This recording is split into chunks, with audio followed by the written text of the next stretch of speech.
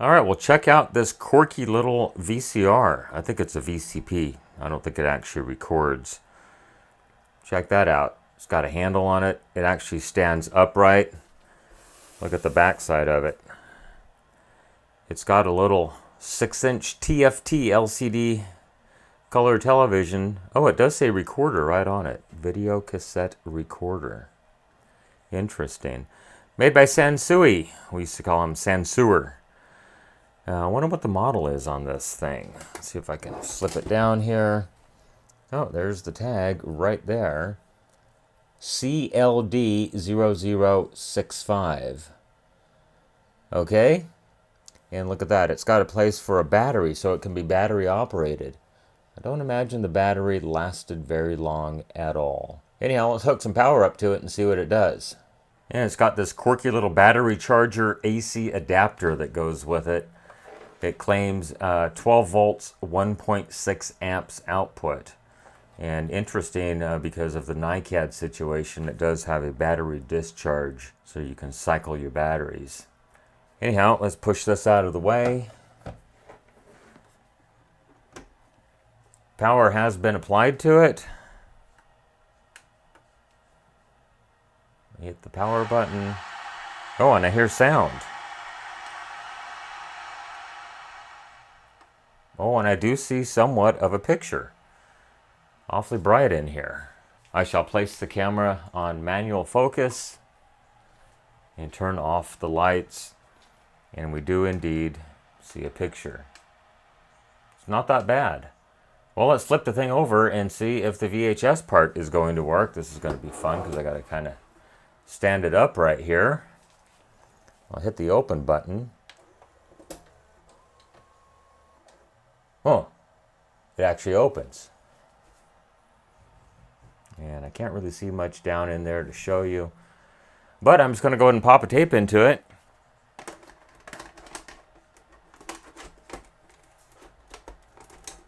Maybe.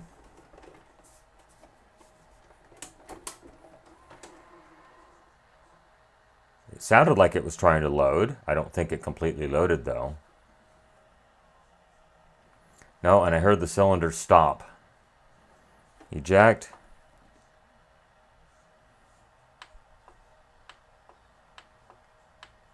Nope. Power it down. Power it back on. Hit eject. Oh, no, it didn't eat the tape. Amazing. Okay, so I'm going to flip this thing down, pull the door off, maybe try to pop the top off and see what it's doing. Okay, I got the door off. There's a metal shield, RF shield that goes over the heads, especially the video heads, to minimize interference. So I got that off. I don't know if you can see it from here, but this thing is sitting all cattywampus in here. And if I stand it up and you take a look straight down inside, when I get this side flat right here, there's a big whoop-de-doodle going on right there. This whole thing is like scrunched out. That's not a fisheye from the camera at all. It is all stoved up. Weird angle over here on the side. I don't know if I'm going to be able to straighten that out or not, but I'm guessing that's probably going to be part of the problem right there. As bent up as this thing is. But I'll give it a go, see what's going to happen. All right, well, the carriage mechanism did come out without much of a fight. So let's see if we can get this thing torn apart and maybe straightened out just a tad bit. Well, it's not perfect, but I can kind of see perfect off in the distance if I look hard enough. It does actually open up now. Everything is fairly straight. Got the whoopsie doodles out of the sides, straightened out all the arms. Had to tear this thing down into kit form to get it this far, but I think I'm going to be okay. So I'm going to slap this thing back in. You can still see just the tiniest whoopsie doodle down there, but there's always a margin for error. So let's go ahead and put this thing back in and see if we get any different results. Okay, all back together. Moment of truth. Power is on.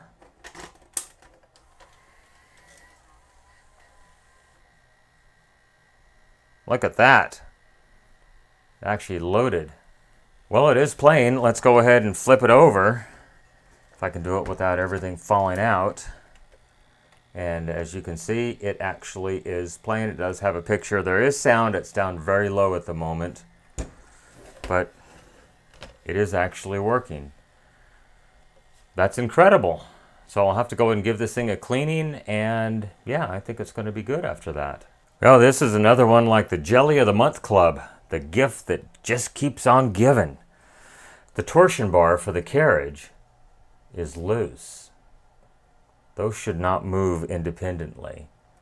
So I'm going to have to see if I can peen this over. And otherwise, if the customer tries to play it with the screen up, if you look real close right here, I realize it's really zoomed in. But as I twist the mechanism, you can actually see movement there. That should not happen. Well, let's see if I can remedy this somehow. Well, it's a good thing I don't rely on this for income because I'm definitely losing my butt on this one. But anyhow, I went ahead and peened it over, as you can see right there. And now as I flex it, I get no movement whatsoever. So let's go ahead and give this thing yet another try, see what happens. Okay, power's on. I'm going to reach under here and hit the power button. We should hear some sound, and I hear snow sound. This did not have an ATSC digital tuner, it's analog only.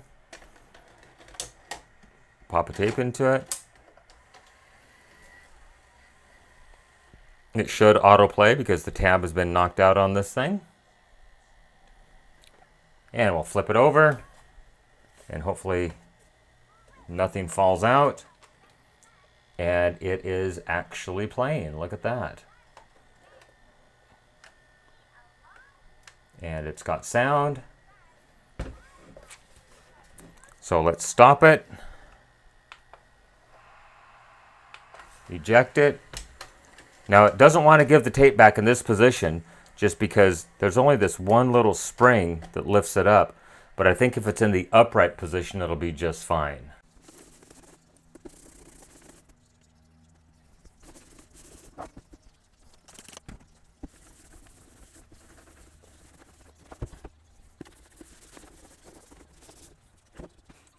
Okay, so I have the video lights off right now so you can actually see this. I'm going to go ahead and open up the door.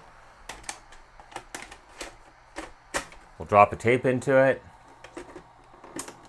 Close it. We'll hit play. I'm going to flip this down so you can actually see the screen on it. Zoom in on it just a tad. And let's get focused once again. Okay, I'm happy with that. And we'll do a fast forward search.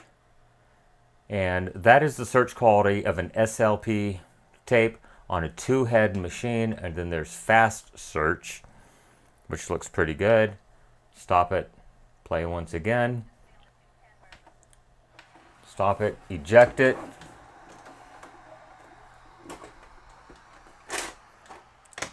Next, I'm going to pop an SP tape into it.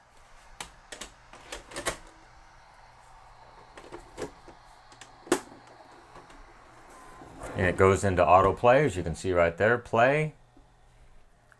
And we'll fast forward it, and you can see major noise bars because this is only a 2-head machine. It's not a double azimuth machine, 4-head. And so there's areas of the tape where there's no video recorded on it, or it's recorded at the opposite azimuth.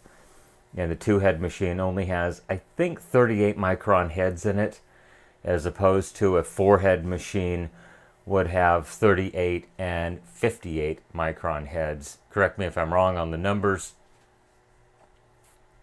But they kind of optimize these things for the LP mode, kind of in the middle between SP and EP. But anyhow, that's why you see the big noise bars. And on a 4-head double azimuth machine, the SP and SLP heads would actually be playing this portion right here, while they have a good video track available. But anyhow, I think that's going to be it. The repair on the Sansui CLD0065. I certainly hope you enjoyed this repair. Go ahead and leave me a question, a comment, a concern down below, good or bad. I try to respond to the comments when I have time. While you're down there, hit that subscribe button and like this video. Whoops. My bad. It really does help my channel grow. You can follow me on social media, Facebook, Instagram, Twitter at NorCal715. You can email me, NorCal715videos@gmail.com. Please be patient. I have a full-time job and I do these repairs in my spare time, kind of as a hobby. This is my hobby. Remember, with your help, we can try to keep these things out of the landfill, out of the recycle bin, and out of the e-waste facility. The Sansui lives to die another day. Everyone, thank you for watching. Thank you for making it to the end of this video. I really do appreciate it. Stand by for bloopers. Everyone have a great day. Once again, thank you so much for watching. Bye-bye.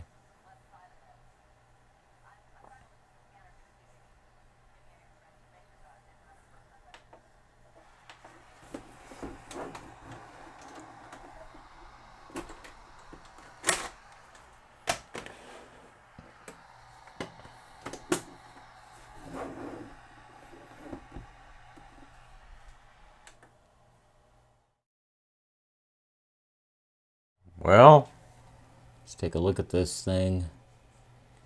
Doesn't look too terribly bad. I've definitely seen much worse. Pinch roller moves. Loading arm is not gummed up. That's a big problem in some of these units. I am a bit concerned about this belt back here, but we'll see what's going to happen.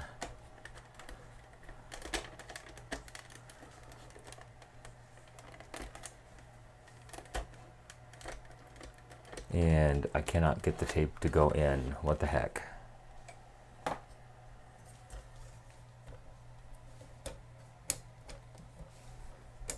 Oh, moves freely.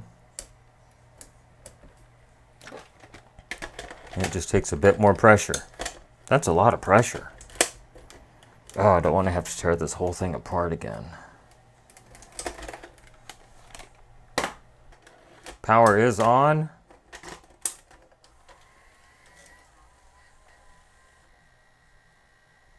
Look at that. It actually loaded. It might actually be playing. I'll have to try to flip it over here. And yes, it is, but I can't turn it upside down like that, obviously, because something binds up. What? Why is that?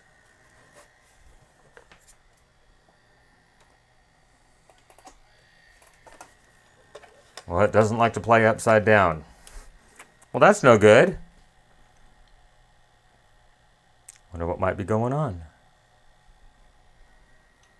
Okay, now that I have the carriage adjusted correctly, let's take that again. All right, here we go. Now, framing, come on, framing. All right, that looks better. All right, here we go. All put back together. Let's pop a tape into it. And I don't like that a bit. The door did not open. Why? I didn't have the tape in far enough. Oh, okay.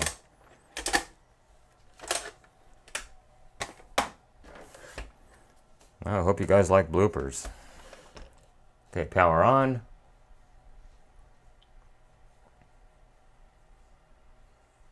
It's framed. I don't hear sound though. Oh, it's there. Turn it up a little bit.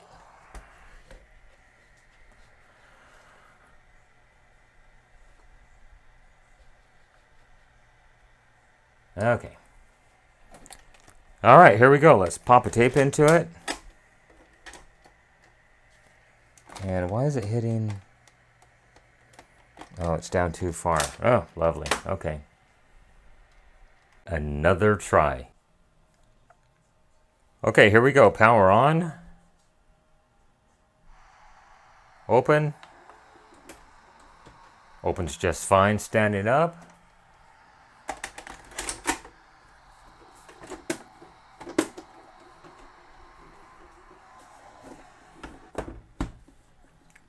And it is playing. Fast forward. Now this is only a 2-head machine, so it does play just fine. It looks good in SLP, but I'm going to go ahead and eject the tape back out of it. And we will put in a 2-hour tape, an SP tape.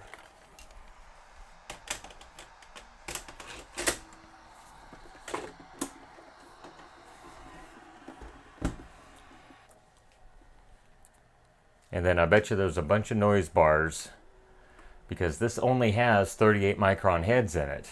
I think they're 38. They might be 48. And so that's why you see video, noise, video, noise. This is not a 4-head double azimuth machine. It's just a 2-head machine only. And I don't see any options for auto tracking. It might be on the remote, which I don't have.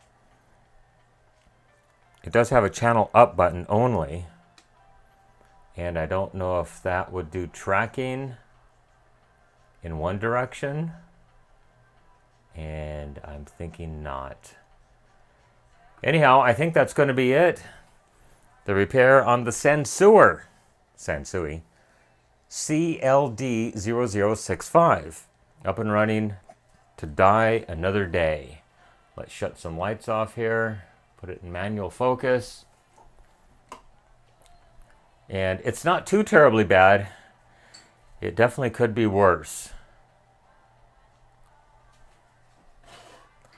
Let's take that again. The Sansui lives to live